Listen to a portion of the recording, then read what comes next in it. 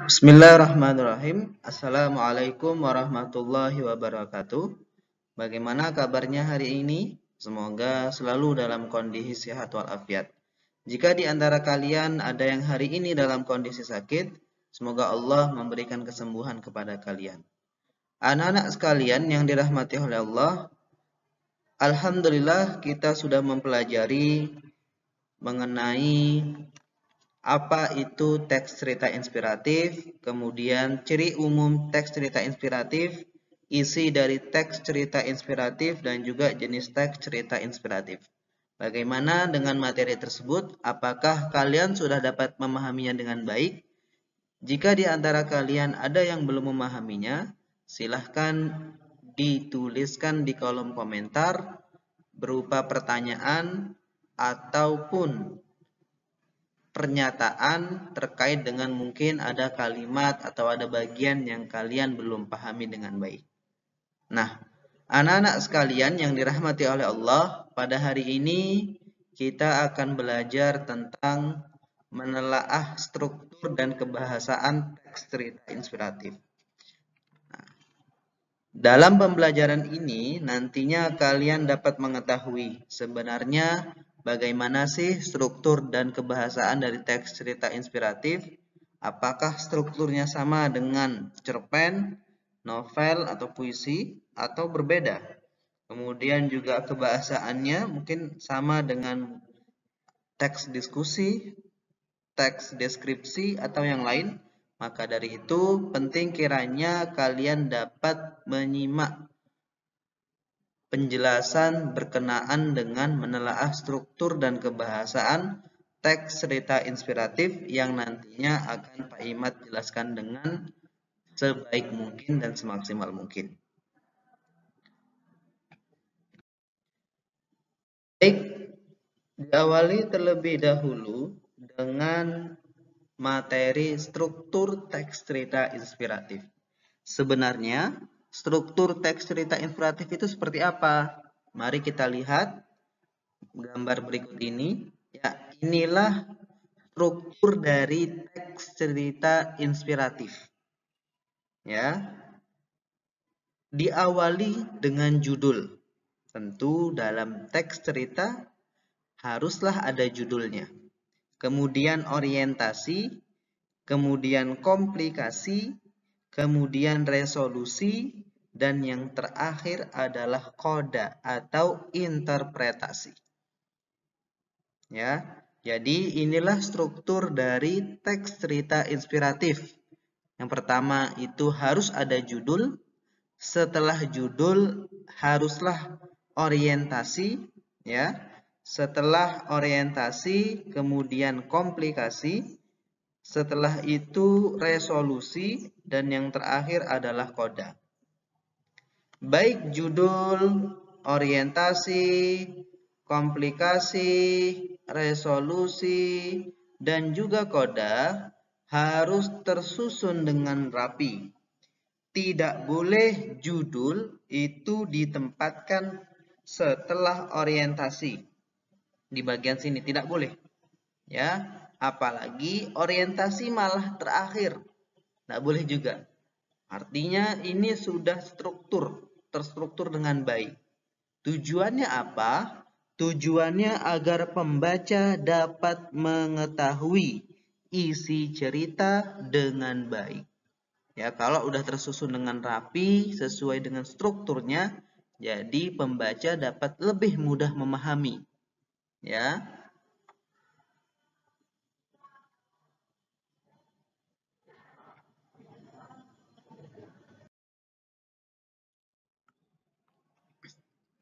Ya, baik anak-anak sekalian, kita awali terlebih dahulu dengan menelaah struktur yang pertama, yaitu adalah judul. Judul tentu harus ada dalam setiap teks cerita. Harus ada judul. Dan selayaknya, judul teks cerita inspiratif itu mudah dikenali. Jangan sampai sukar. Dan judul teks cerita inspiratif dapat berupa nama tokoh, nama tempat, atau sesuatu yang berhubungan dengan kejadian yang akan diceritakan. Artinya apa? Artinya dalam teks cerita inspiratif haruslah berisi judul. Kalau isi dari teks cerita inspiratif tentang seorang tokoh, maka judulnya juga adalah diisi dengan nama tokoh tersebut. Contoh, misalkan di lingkungan sekitar rumah kalian ada salah satu tokoh atau salah seorang yang menginspirasi kalian. Itu ditulis namanya di dalam judul. Ya. Bisa juga selain nama adalah nama tempat ataupun sesuatu yang berhubungan dengan kejadian yang akan diceritakan.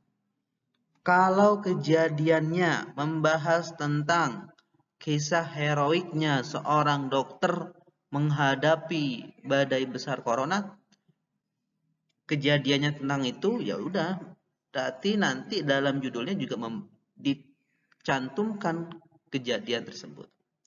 Ya, nah, coba kita lihat contoh yang sudah Bapak siapkan berikut ini.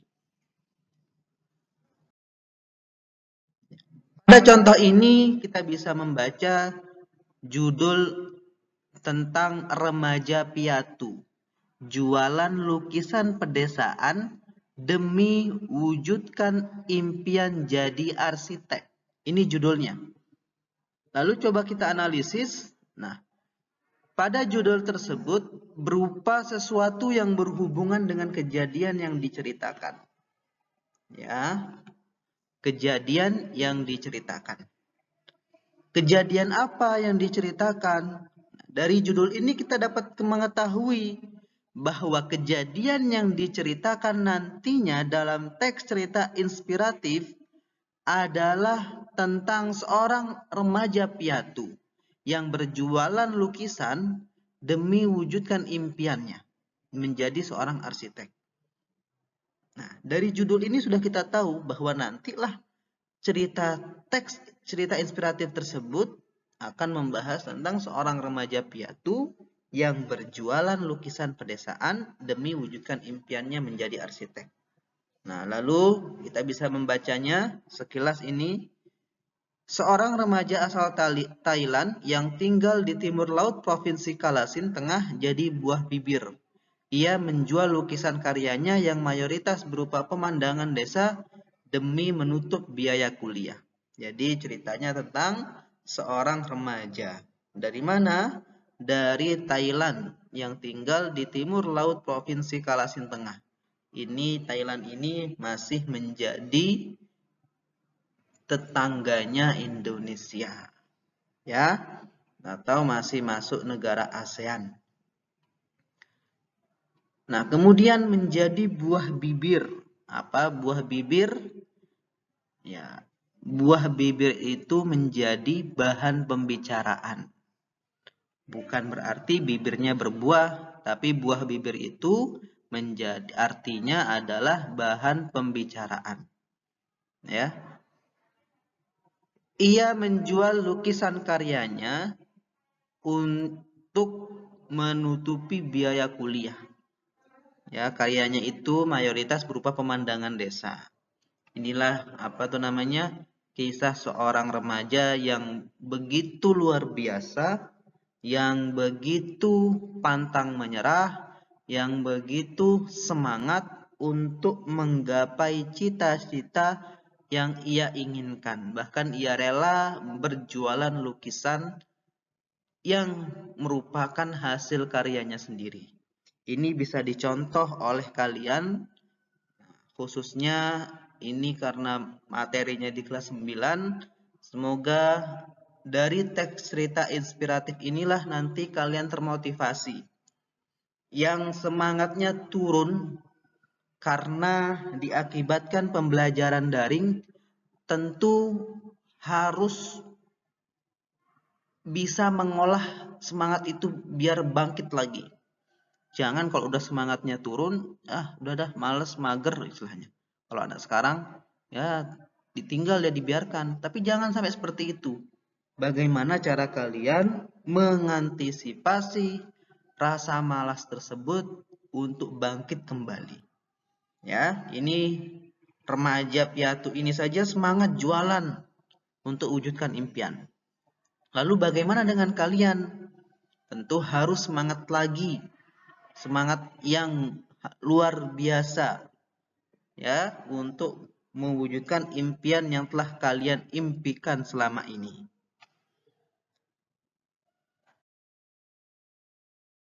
Baik, anak-anak sekalian, selanjutnya setelah membahas tentang judul,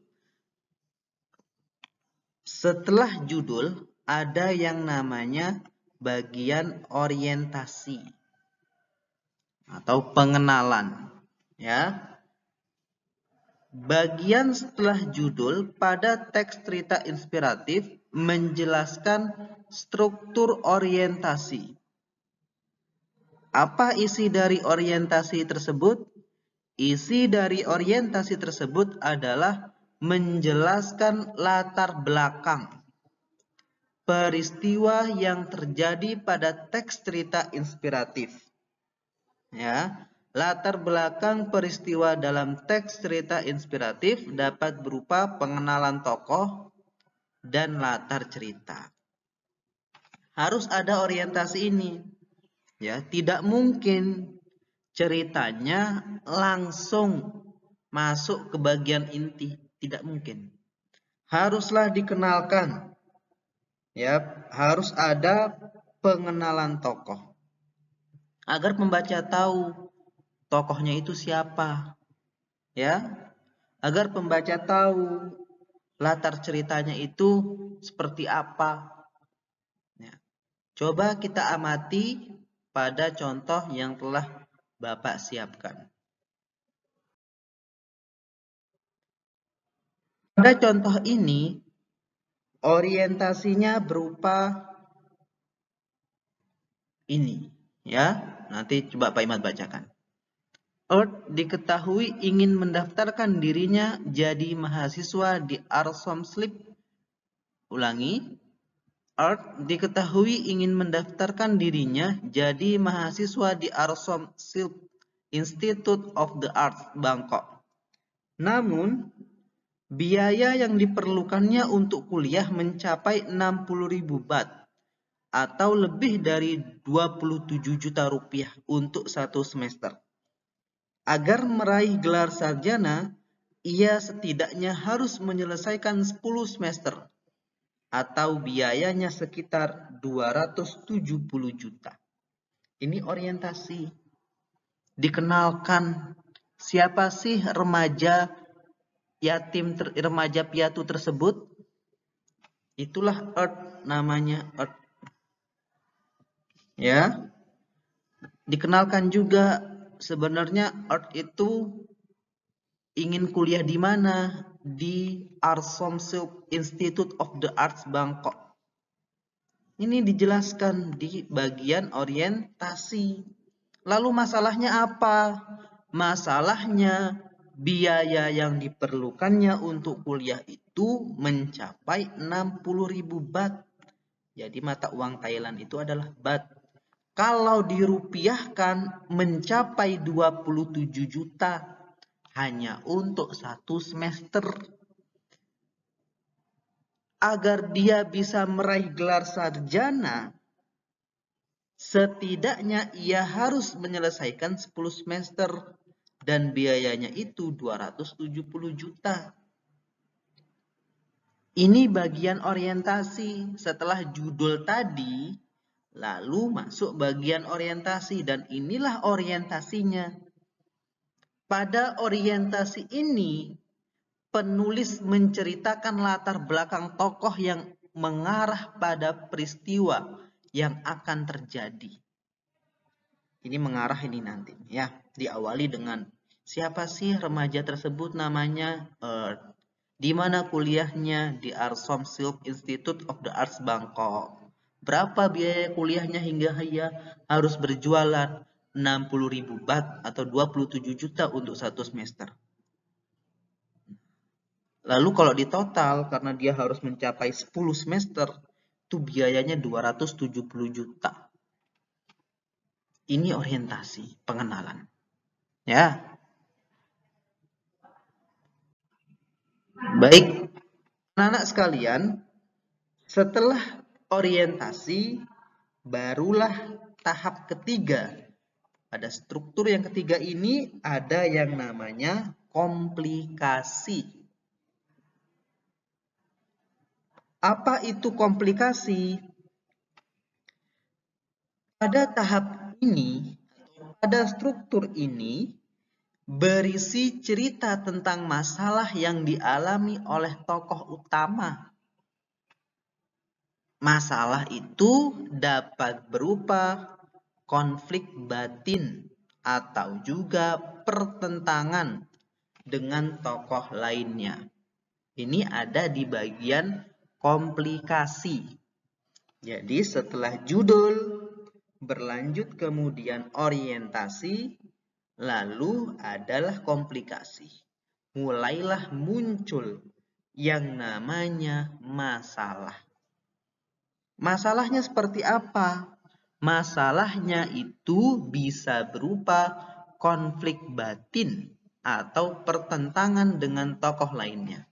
Tentunya dalam cerita itu tidak mungkin diceritakan tunggal. Teks cerita inspiratif itu tokohnya satu, tidak. Ada juga tokoh lain, gitu ya. Nah, tokoh lain inilah yang nanti berkonflik dengan tokoh utama tersebut. Kita lihat contohnya seperti apa. Ini contohnya. Biaya sebesar itu jelas tak mampu ditanggung kakek neneknya. Aku tak bisa ke sekolah bila tak punya uang. Kecuali kakek nenekku menjual sawah mereka. Aset keluarga yang tersisa. Aku jelas tak mau mereka menjualnya. Karena aku cinta alam dan aku cinta tanah. Meski aku punya mimpi. Bila aku tak bisa sekolah, aku rela, tuturnya. Remaja tersebut juga menyebut tak bisa membayangkan bagaimana mengembalikan pinjaman bila harus berhutang. Inilah dia berkonflik dengan siapa? Dengan kakek neneknya. Konflik apa? Konflik batin. Dia itu tidak tega dengan kondisi kakek neneknya. Dia tidak ingin menjual aset satu-satunya yang dimiliki oleh mereka, yaitu berupa sawah. Ya, ada konflik lagi, yaitu konflik dengan bagaimana dia cinta juga dengan alam dan cinta dengan tanah. Dia tidak mau menjual, dia tidak ingin menjualnya. Dia lebih memilih untuk mencintai alam dan mencintai tanah. Dan dia lebih memilih tidak sekolah. Ya, kalaupun tidak punya uang, dia harus rela menjual tanah dan sawahnya itu. Dia rela sudah tidak sekolah. Karena dia lebih mencintai alam dan mencintai tanah. Itu ya. Inilah yang namanya komplikasi. Ada konflik. Konflik batin dan juga pertentangan dengan tokoh lainnya. Pada tahap ini, penulis menceritakan masalah yang dialami oleh si remaja. Tadi sudah dijelaskan masalahnya karena dia tidak punya uang. Dia itu ingin mengejar mimpinya. Tapi tidak mungkin juga dia menjual aset keluarganya satu-satunya. Itu masalahnya. Sedangkan biaya kuliahnya begitu besar sekali. Ya. Penulis mendengarkan apa yang diungkapkan oleh tokoh. Jadi, penulis ini mencari istilahnya informasi dari tokohnya langsung.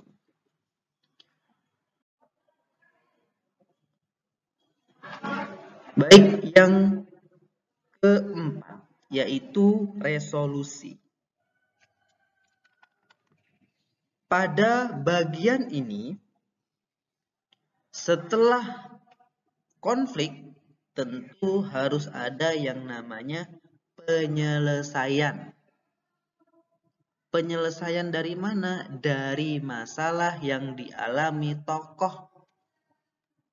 Pada bagian resolusi ini, terdapat yang namanya pemecahan masalah yang dapat diketahui dari respon tokoh cerita. Respon tersebut menandai munculnya bagian resolusi. Ini menandakan bahwa tidak ada masalah yang tidak bisa diselesaikan. Tentunya masalah itu bisa diselesaikan. Ketika kita berada pada suatu masalah, jangan fokus pada masalah itu, tapi berfokuslah pada penyelesaiannya seperti apa. Karena Allah telah menjanjikan dalam surah Al-Insyirah, Inna ma'al usri yusra. Setelah ada kesulitan, pasti akan ada kemudahan. Itu sudah janji Allah. Jadi, jika anak-anak sekalian ada masalah hari ini, utamanya masalah pembelajaran daring, cari solusinya. Jangan hanya berkutat terus pada masalah dan menyalahkan orang lain. Jangan. Tapi carilah penyelesaiannya. Dan dalam cerita juga seperti itu ada, yaitu terdapat pada bagian yang namanya resolusi. Kita lihat contohnya seperti apa. Contohnya, bagian resolusi, saya bacakan. Ia mengandalkan talentanya terasah dengan satu kuas yang dimilikinya. Kini, ia bisa menggambar tak hanya landscape, tetapi juga bunga dan objek hidup lain. Ia kebanjiran order membuat lukisan dengan harga antara 1.000 sampai 2.000 baht. Art bahkan menggunakan popularitasnya kini untuk menyuarakan tantangan alam yang dihadapi Provinsi Kalasin. Ia juga berharap bisa membangun pondok ramah lingkungan untuk tempat mengajari yang lain melukis. Jadi sudah ketemulah resolusinya atau penyelesaiannya. Jadi masalahnya dia tidak punya uang, terus dia bingung, galau bagaimana menyelesaikan, bagaimana dia menggapai keinginannya untuk kuliah. Tapi karena dia mengandalkan talentanya atau mengandalkan bakatnya, terus dia mengaplikasikan tersebut hingga muncullah banjir orderan. Ya, banjir kalau order itu bahasa bakunya adalah pemesanan, pesanan. Ini menandakan bahwa setiap manusia itu memiliki bakatnya masing-masing. Kita itu bisa mengolah bakat kita atau tidak. Itu kuncinya.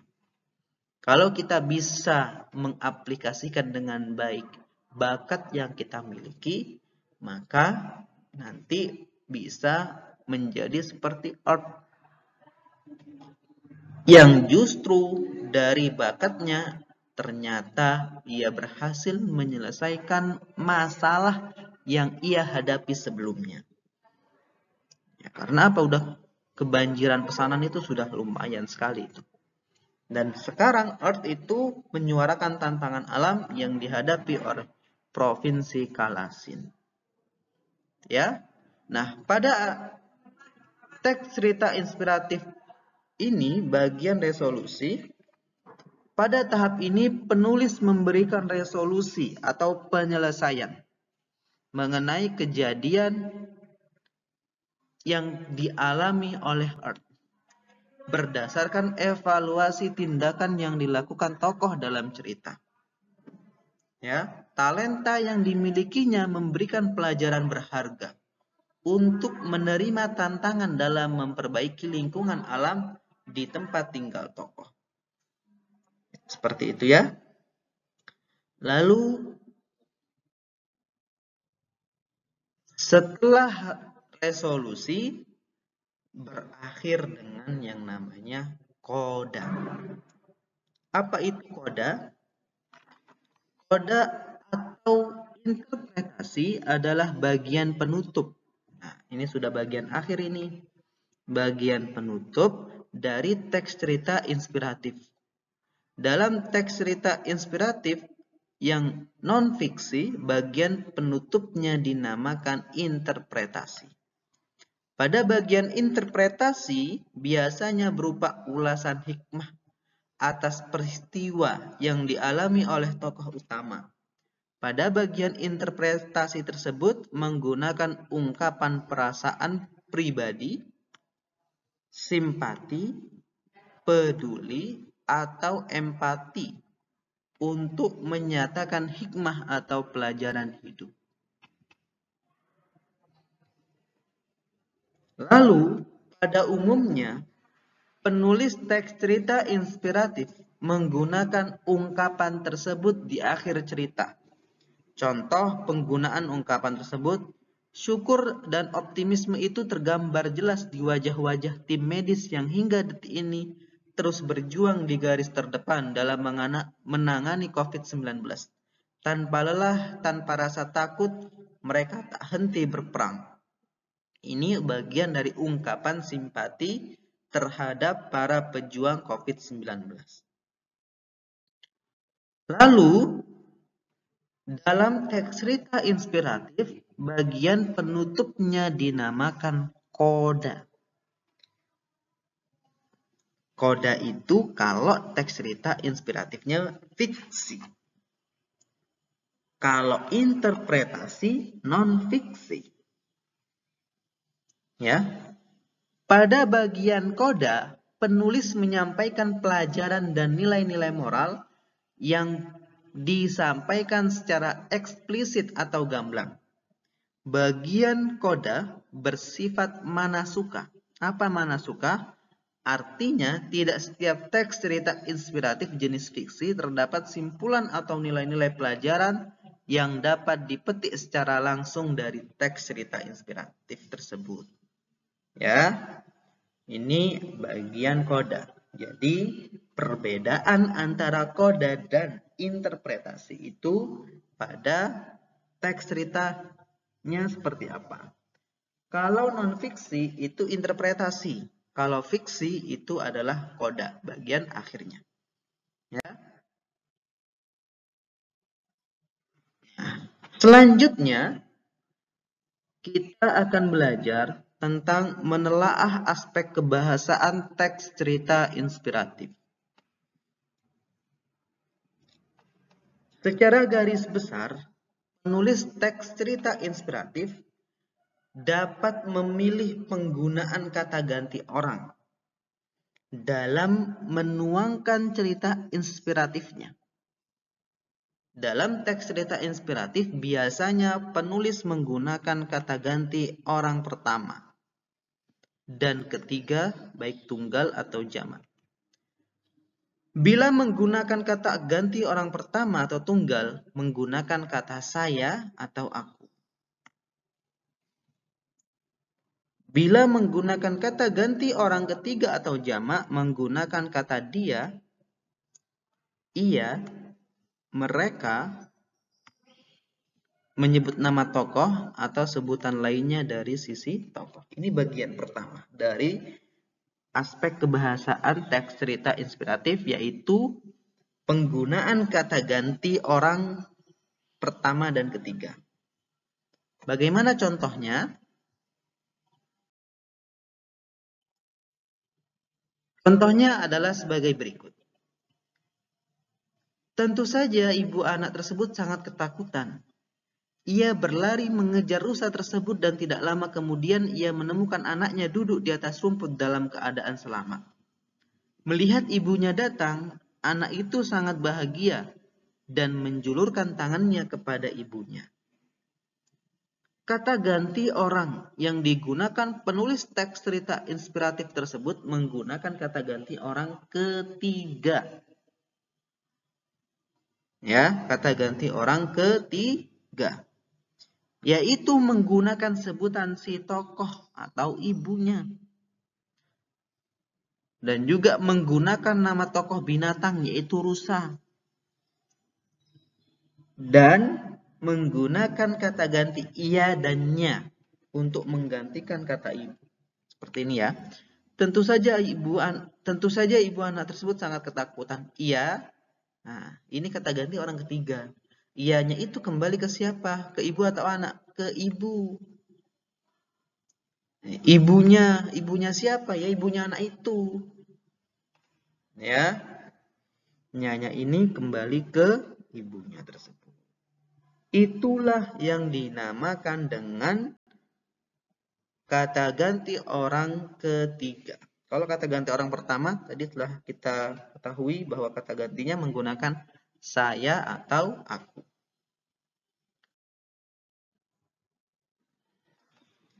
Selanjutnya, ciri bahasa yang kedua dalam teks cerita inspiratif yaitu penggunaan penanda yang menunjukkan keterangan waktu lampau.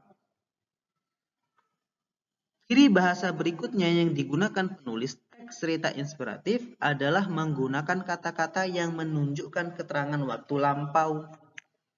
Mengapa waktu lampau? Karena ceritanya ini sudah terjadi. Jadinya ada penanda yang menunjukkan keterangan waktu lampau. Contohnya seperti apa? Contohnya pada malam Rabu itu, zaman dahulu, dan lain sebagainya yang intinya menunjukkan waktu lampau. Ya. Bagaimana contohnya?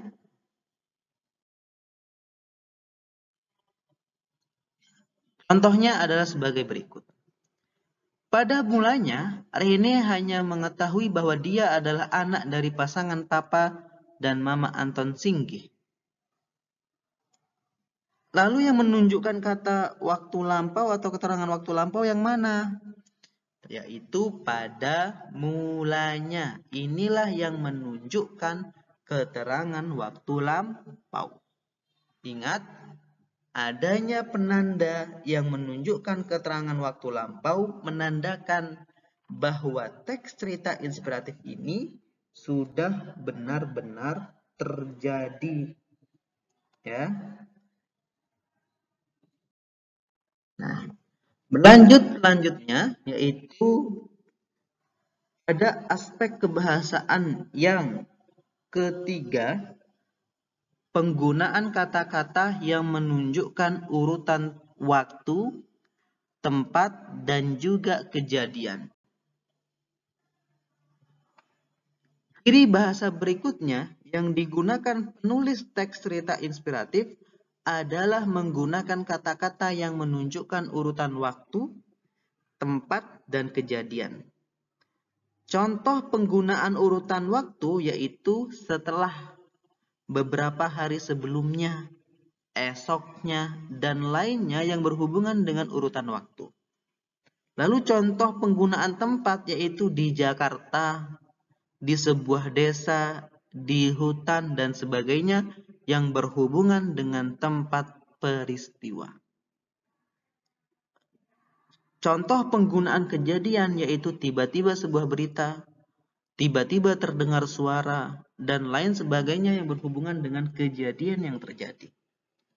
Jadi dalam teks cerita inspiratif ada penggunaan kata-kata yang menunjukkan urutan waktu, tempat, dan kejadian. Contohnya urutan waktu setelah, beberapa hari sebelumnya, esoknya. Nah, penggunaan tempat, urutan tempat di sebuah desa, di hutan. Ya. Penggunaan kejadian, tiba-tiba sebuah berita tiba-tiba terdengar suara, dan lain sebagainya. Kita coba lihat contohnya seperti apa. Contohnya, urutan waktu yang digunakan setelah 5 hari. Kita lihat ceritanya dulu ya. Setelah 5 hari di Filipina, akhirnya Rene mendapat informasi sebuah alamat dan juga nama Tony Tan yang dianggap mengetahui tentang keberadaan ayah kandungnya. Setibanya di Filipina, gereja-gereja dia datangi. Jangan-jangan saya anak hasil adopsi. Kecurigaan Rene semakin kuat, ada yang tidak beres. Urutan waktu yang digunakan kapan? Yaitu setelah 5 hari. Tempatnya di mana? Di Filipina. Ini mesti ada nanti penggunaan kata yang menunjukkan urutan waktu, tempat, dan kejadian. Lalu yang terakhir, adanya penggunaan dialog atau telaah penggunaan dialog.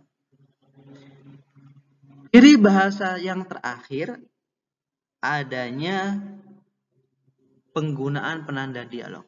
Penulis yang menuliskan teks cerita inspiratif biasanya menggunakan dialog.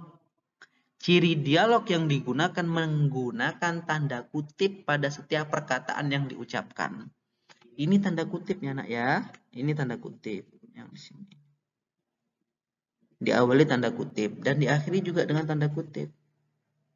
Ini tanda kutip. Kamu sudah berhasil nak, tetapi coba perhatikan lubang bekas paku itu.